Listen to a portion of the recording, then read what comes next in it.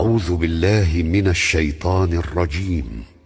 بسم الله الرحمن الرحيم. وذا النون إذ ذهب مغاضبا فظن أن لن نقدر عليه فنادى في الظلمات أن لا إله إلا أنت سبحانك إني كنت من الظالمين. فاستجبنا له ونجيناه من الغم وكذلك ننجي المؤمنين.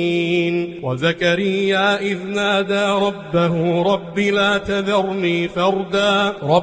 تذرني فردا وأنت خير الوارثين. فاستجبنا له ووهبنا له يحيى وأصلحنا له زوجه إنهم كانوا يسارعون في الخيرات ويدعوننا رغبا ورهبا.